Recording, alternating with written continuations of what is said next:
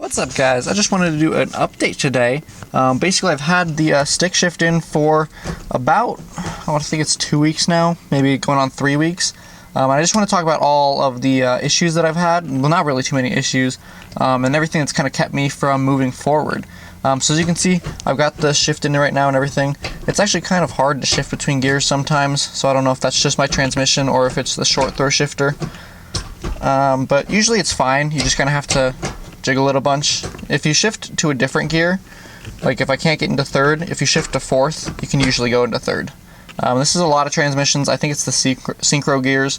Basically, it's just the way that the gears engage. If they're kind of offset a little bit, like where the teeth hit, it won't want to go. So shifting it into a different gear, like that, will shift the input shaft a little bit.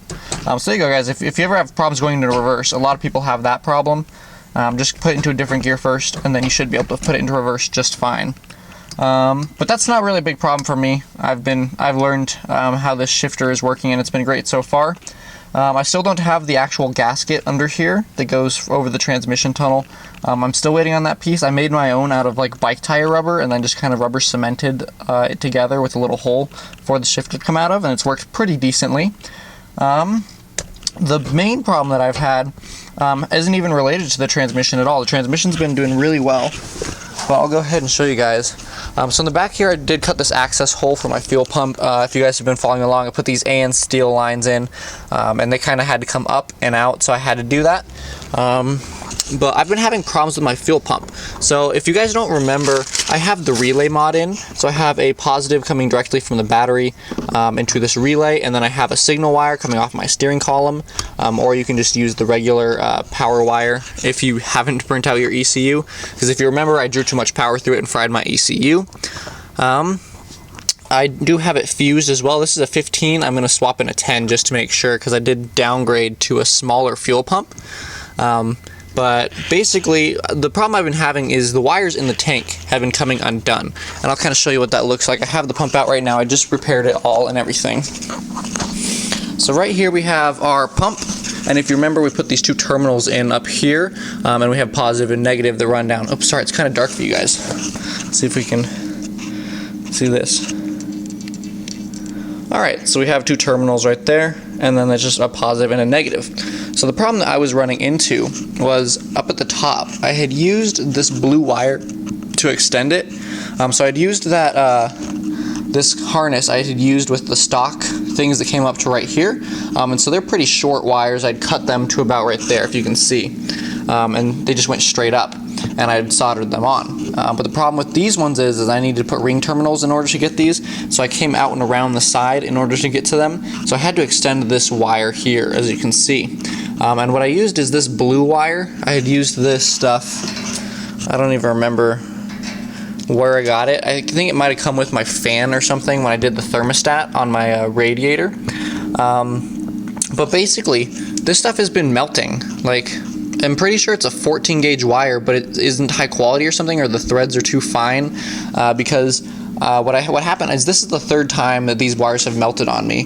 The first time I just repaired it, I thought I did a botched job and it was shorting out and just melting a wire. But I've been using, and a good tool to always have, guys, is your multimeter. Go ahead and check the resistance between these two pins. Make sure that it is not 0 or very close to it, because that means you're shorting on this metal lid.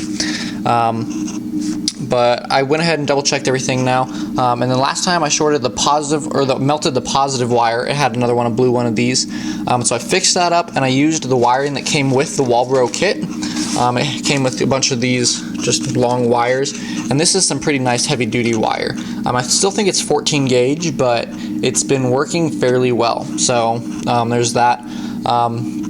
And then I ran it again. I ran it for about 3 hours, and I pulled into the shop to get it emissions tested, and it melted right there, and I died in the shop. So I went ahead and pulled it apart today. I thought it was the positive again, but it was the negative this time. It was this blue piece. As you can see right there is where it, I hope you guys can see that. Right here on the end, it just melted completely off. There's nothing there. And I don't know where the terminal is. I think I threw it away. But basically there was just no copper wire left. It just had completely come off. So I went ahead and replaced it with this stock wiring that came with the Walbro. That is what I recommend. You can get some heavier duty wiring, but in that case, this plug with the wires coming out of it would actually be the smaller side. So if anything melted, it would be the plug side, and I really don't want that to happen because then you'd have to buy a new plug. But other than that, I went ahead and replaced all this. I've checked the resistance, so this should be good. I'm going to go ahead and put it back in the car. I really hope I don't have any more problems with it. This has been the biggest thing for me, is this fuel pump has just been a little bit unreliable. I switched to I don't know if you can see that, the GSS 239. This is a 100 liter per hour pump. If you remember, I had the 255 in, and that was just pulling too much power. It was melting a lot of the lines, and then for some reason it had this really weird thing where it like didn't have a lot of resistance in the pump, and so it was just literally popping fuses. I don't know exactly what happened. Usually when pumps go, they get too much resistance and they don't work, but mine dropped and I just have no idea. So I upgraded this. It's like $20 on Amazon, eBay, and it's 100 liters per hour, which is still over double the stock. I believe stock was 40.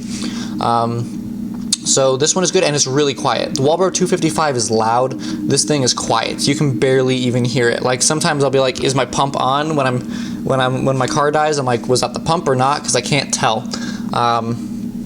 So this has been a good upgrade. It's the exact same size and everything as the 255. So I haven't had any fitment issues. I just used the exact same stuff. So I would recommend this pump if you want to get a new pump and you don't want to buy one off Rock Auto for like $100 for a stock pump and you don't want to have to upgrade. This is a great buy as well. But there we go. That's pretty much the update for right now. I'm going to take it to get emissions tested next weekend, which hopefully should be the weekend this comes out for you guys, I believe. But fingers crossed that we get to pass emissions so we can finally register the Z. That is what I drove it around for 3 hours, getting it all warmed up and checking out the manual transmission. I was having a great time. I pull up into the shop and it just dies. And I was just so heartbroken and I had to tow it back home. Luckily all the guys there were very supportive and I was very grateful for that. But I've been loving the manual life. The stick has been doing great. I've checked all my reservoir fluids. I'm not losing any clutch fluid at all, which is just brake fluid if you guys don't remember. And it's been doing a great job. I will see if I can take you guys along with me next time I take it out. I forgot to keep forgetting to do that. But other than that, it's been doing really great and I really like it. So if you guys have any questions about my pump, I can go ahead and give you a link to the actual eBay, or if you have any questions about the manual transmission swap again, go ahead and drop that down below as well. I hope that this helped you guys out, and I hope that you guys are excited as I am for this Z to finally be done. But there you go, guys, and I will see you later.